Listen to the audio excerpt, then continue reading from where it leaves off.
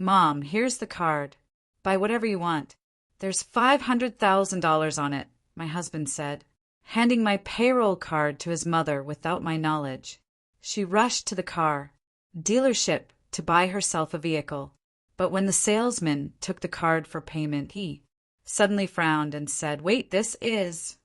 But before we begin, please like and subscribe to the channel. Thank you and enjoy. Victoria Stevens stood at the panoramic window of the conference room, looking down at the parking lot in front of the dealership. Gray clouds hung over the city, and a light rain drizzled down. On the lot before the entrance, the polished sides of brand-new cars sparkled under protective covers. Behind her sat Kyle Morrison, a sales manager. He nervously fidgeted with his pen and didn't raise his eyes from the table. Beside him, Linda, the head of logistics, silently flipped through documents. The atmosphere was tense. Victoria turned to Kyle. "Explain to me again how a client waited 3 weeks for a car when the contract specified 10 days. Kyle swallowed. "Ms. Stevens, there was a customs delay. The customs delay was 5 days. What about the other 8? Pause. Kyle glanced at Linda, but she was studying the papers with deliberate attention. "I didn't confirm with logistics the exact delivery date," he admitted quietly. "So you signed a contract without checking if the product was in stock?" "I thought we'd make it in time." Victoria closed her eyes. Deep breath.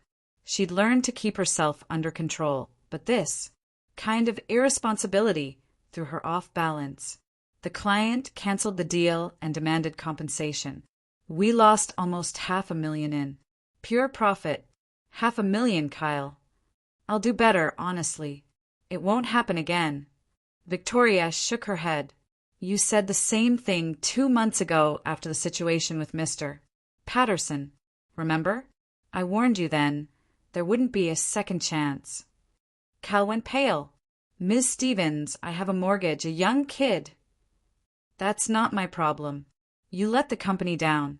Bring me your resignation letter by end of day or I'll fire you for cause, and you'll have a mark on your record that'll make it impossible to get hired anywhere."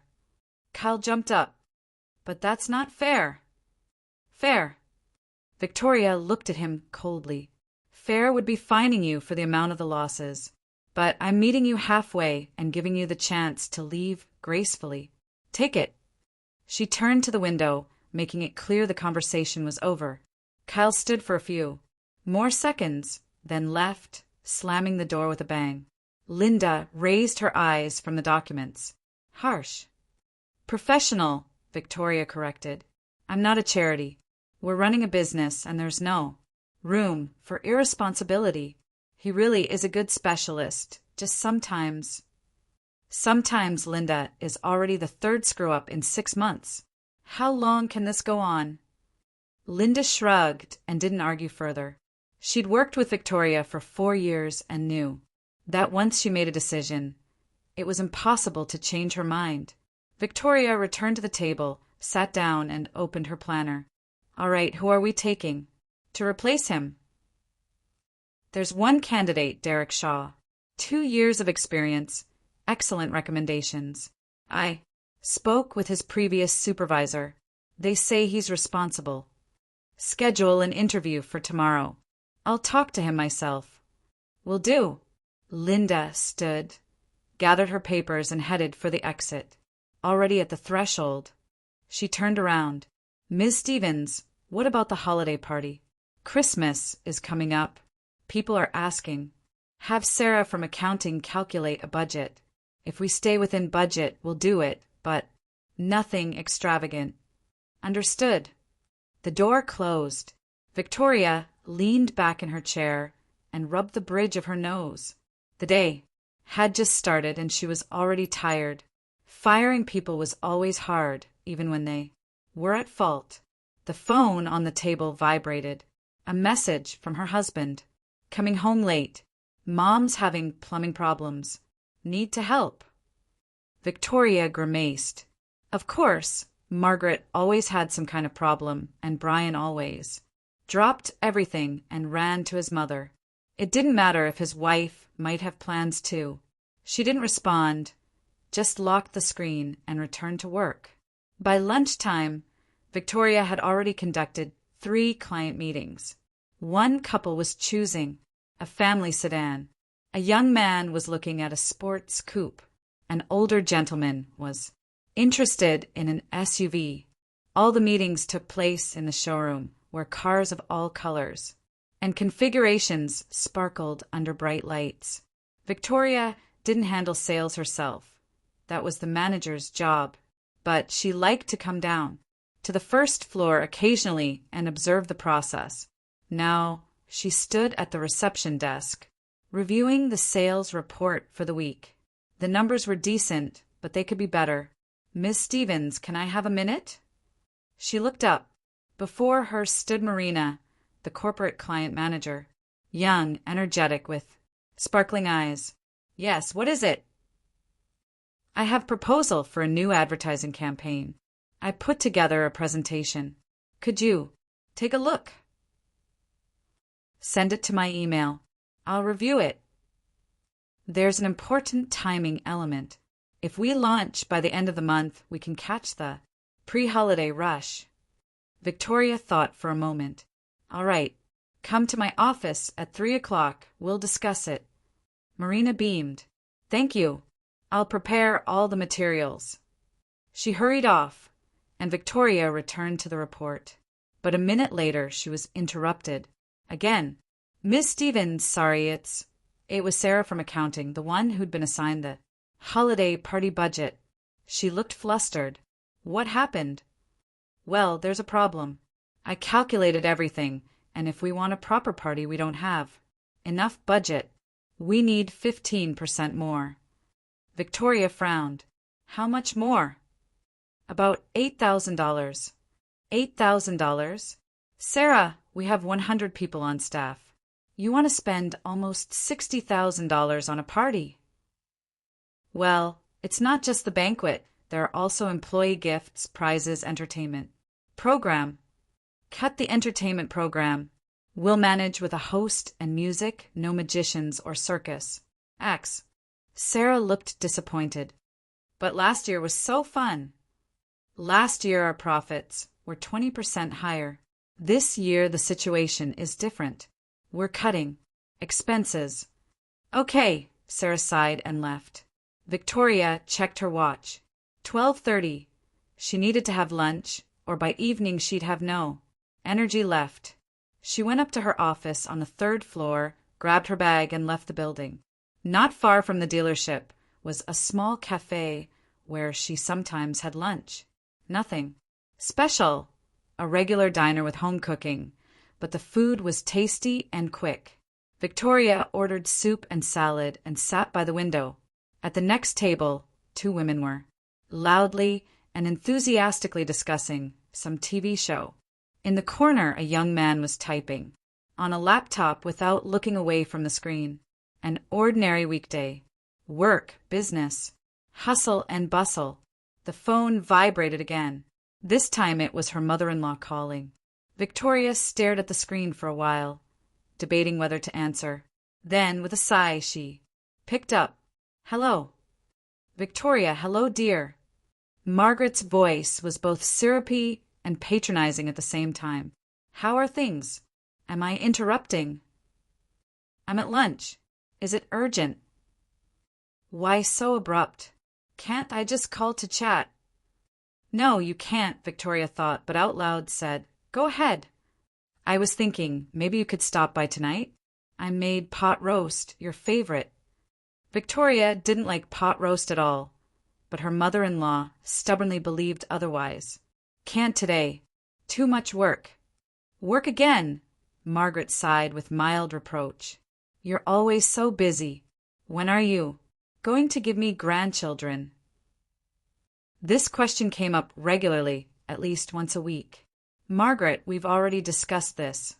"Well, we've discussed it, but time is passing. You're already 33. 31, Victoria corrected. Exactly, it's time, or it'll be too late later. Victoria felt herself starting to boil. That's mine and Brian's business. Only ours. How is it only yours? I'm his mother. I have the right to know when I'll have grandchildren. No, you don't. Silence hung in the air. Margaret clearly hadn't expected such a sharp response. How dare you speak to me like that? I didn't raise. You didn't raise me at all, Victoria interrupted. You're my mother-in-law, not my mother, and you have no right to interfere in my personal life. Well, Brian will hear about how you're talking to me. Let him know. Goodbye. Victoria hung up before Margaret could respond. She sat for a moment, breathing deeply, trying to calm down. The soup arrived. Victoria ate mechanically, not tasting it. Her thoughts were elsewhere, about Brian, about his mother, about how this whole situation was slowly suffocating her. They'd been married for 3 years. The first year was good. Then Margaret started, dropping by more often, calling with requests, demanding attention. And Brian always gave in, always ran to his mother, even if it meant canceling plans with his wife. Victoria tried to talk to him about it multiple times, but he always said the same thing. She's my mother. She's alone. I can't just abandon her. And what about me? Victoria would ask. You're strong. You'll understand. But she didn't want to understand.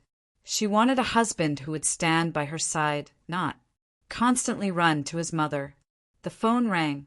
This time it was work. One of the managers had a question about paperwork. Victoria answered, gave instructions, hung up. Looked at her watch. Already 1:30. Time to get back. She paid and returned to the dealership. The afternoon was filled with meetings, documents, phone calls. At 3 o'clock, Marina came in with her advertising presentation. They spent an hour discussing details. The campaign was good, but it needed adjustments. At 5 o'clock, Victoria had a meeting with Derek Shaw, the candidate for Kyle's position. He turned out to be a pleasant young man, well-spoken, confident, with good experience. Victoria asked him about his previous jobs, about problem situations, about how he handles difficult clients. Derek answered calmly and professionally. By the end of the conversation, Victoria decided he was suitable. When can you start? Next Monday, if that works. Perfect. Linda will contact you about the details. Derek left, and Victoria remained in the office. Outside the window, evening was setting in. The rain had stopped, but the sky was still overcast. The phone rang. Brian. Hi, where are you? Still at work. You? At Mom's. Listen, she's really upset about your conversation this afternoon. Victoria closed her eyes. Of course. I told her the truth. But you didn't have to be so harsh. Brian, she called to demand grandchildren. Again, she has no right. She's just worried. She's overstepping boundaries. Silence. Can we talk about this at home? What time will you be home? Around 8. Fine. Victoria hung up and leaned back in her chair. She was tired. Tired of work. Tired of conflicts. Tired of constantly having to defend her boundaries. Her phone vibrated. A text from Andrew, her friend and business partner. They'd known each other for 5 years, since she opened her first dealership. He'd helped with financing, with contacts, with advice. Over time, they'd become close friends. How was your day, he wrote. Long fired, Kyle. Seriously? What happened? Screwed up with a client for the 3rd time. Harsh. Professional. Want to grab coffee? I'm at that place on 5th Street. Victoria thought for a moment. She didn't want to go home yet. Didn't want to argue with Brian about his mother. I'll be there in 15. She gathered her things, left the office, got in her car, and drove to the cafe. Andrew was sitting by the window with a cup of cappuccino. When he saw Victoria, he smiled. and waved. She sat down across from him. "You look tired," he noted. "Because I am." "Tell me." Victoria told him about Kyle, about the budget for the holiday party, about the conversation with Margaret, about the argument with Brian. Andrew listened without interrupting. When she finished, he said, "You know what I think?" "What?" "That you're doing everything right. At work. But at home." "At home what?" "At home, you're letting people walk all over you." Victoria frowned. "I'm not letting anyone." "You are. Brian takes your card without asking. His mother calls and demands grandchildren. You argue, but nothing changes. What am I supposed to do?" "Put your foot down. Seriously. Say, this is the line, don't cross it." "I've tried." "Try harder." Victoria smiled bitterly. "You make it sound so simple." "It is simple, just not easy." They sat in silence. Outside the window, street lights were coming on. "Sometimes I think," Victoria said quietly, "that I married the wrong person." Andrew didn't respond, just looked at her carefully. "I'm serious. We're so different. He's soft, always trying to please everyone, always running to his mother, and I. And you're strong," Andrew finished. "Independent. You know what you want." "Yes." "Then maybe it's time to admit that you're not compatible." Victoria looked at him. "Are you suggesting I get divorced?" "I'm suggesting you think about what makes you happy." They talked for another hour. About life, about work, about relationships. When Victoria finally left, it was already dark outside. At home, Brian was waiting. He was sitting on the couch, watching TV. "Where were you?" he asked without looking away from the screen. "Met with Andrew." "Again?" "Yes, again. He's my friend." "Your friend who's clearly in love with you." Victoria froze. "What?" Brian turned off the TV and looked at her. "Don't play dumb. Everyone can see how he looks. At you." "That's ridiculous." "Is it? You spend more time with him than with me." "Because with him, I don't have to constantly defend myself against your mother." "Here we go again about my mother." "Yes, again. Because the problem hasn't gone away." They argued for another half hour. In the end, Brian slammed into the bedroom and Victoria stayed in the living room on the couch. She lay there, staring at the ceiling, thinking that Andrew was right, that she needed to make a decision, but not tonight. Tonight, she was too tired. The next day started early. Victoria arrived at the dealership at 8 a.m. There was a lot to do. Contracts, reports, meetings. At 10 o'clock, her secretary called from reception. "Miss Stevens, there's a woman here asking for you. Says she's your mother-in-law." Victoria froze. "What?" "Your mother-in-law, Margaret Walsh." "Send her away." "She's insisting. Says it's important." Victoria rubbed her temples. "Fine. Send her to my office." A few minutes later, there was a knock on the door.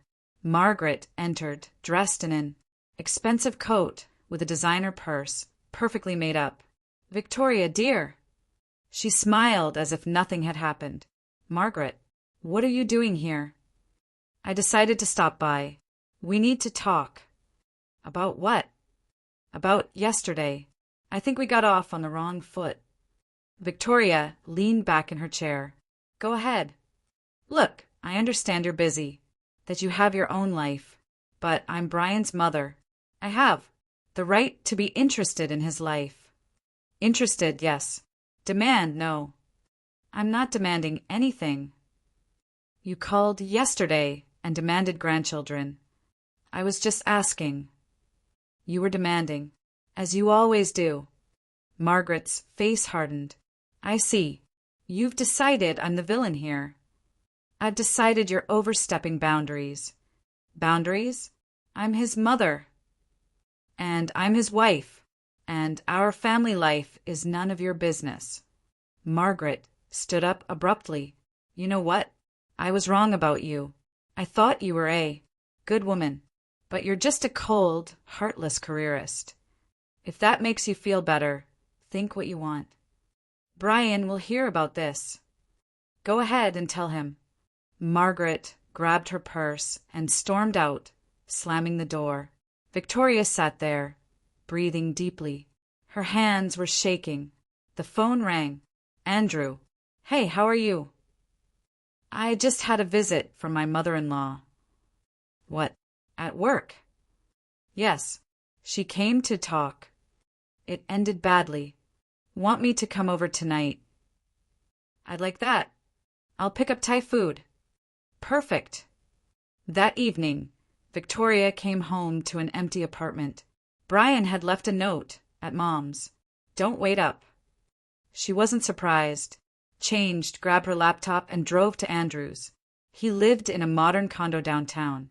When she arrived, he was already setting out. Containers of food on the table. "Come in, sit down." They ate, talked, laughed. With Andrew, Victoria felt relaxed. She could be herself, not the strict boss, not the wife constantly defending herself. "You know," she said, finishing her pad thai, "sometimes I think my life would be simpler if I'd never gotten married." It's not too late to fix that. Brian would never agree to a divorce. You don't need his agreement, just a lawyer. Victoria looked at him. "You're serious?" "I'm serious.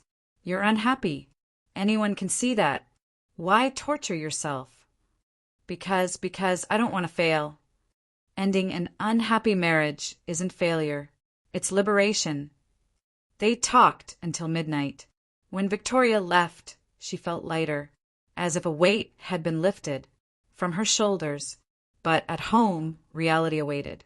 Brian was already there, angry. "Where were you?" "At Andrew's." "Until midnight?"